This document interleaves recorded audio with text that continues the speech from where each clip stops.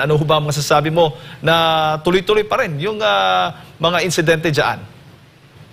Oo nga, may yung latest na incident, of course, nagkaroon ulit ng water cannoning ng Chinese Coast Guard as to our vessels na pumupunta at yung naglalayag papatungong Ayungin Shoal or yung tinatawag na sa international level na Second Thomas Shoal. So sa akin kasi, ano na to it's not anymore a surprise. Talagang mangyayari yan at mangyayari pa yan kung hindi mag-uusap yung dalawang bansa. Paano sila magbe-behave dyan sa Ayungin Shoal?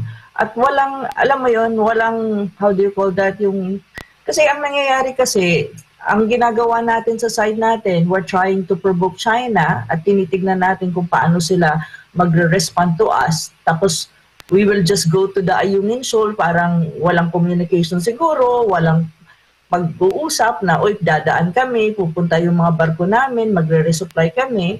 So, on the other hand of China, kasi paulit-ulit ito, they would also stand on their ground. Na sa kanila kasi, ang claim nila sa Ayungin Shoal is, it's part of their territory. Kasi sovereignty ang claim nila. So, kapag ganun ang posisyon ng isang bansa, at ang tingin nila sa mga barko natin, maliit o malaki na papasok dyan, is intrusion. So kapag gano'n ang tingin ng China, ang mangyayari dyan, they will enforce what they call maritime law to protect what they claim as their part of their territory. So kaya nangyayari ang water cannoning.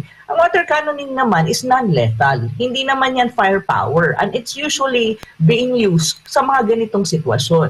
So ang ano ko dyan is, hindi na ako nasusurprise sa mga ganyang insidente sa South China Sea. Kasi paulit-ulit to. So ang tanong kasi dyan, bakit paulit-ulit na nangyayari ito?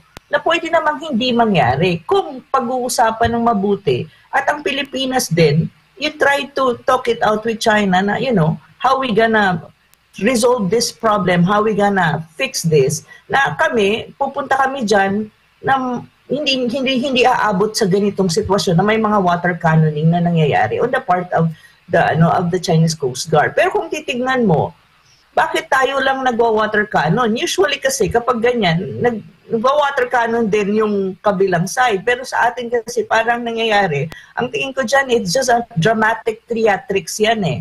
May theatrics din kasi ginagawa ang ating current government trying to, paint that, China is aggressive in the South China Sea. Kasi tignan mo, ang mga vessels natin, may mga kasamang mga media personalities. Hindi lang yan local media, even international media. May alam ako na isang BBC reporter was on our vessel trying to, to video and to cover the whole event. Pero so parang on the part of China, ang tingin nila, sa kanila kasi ang tingin nila, sinasadya nyo to eh.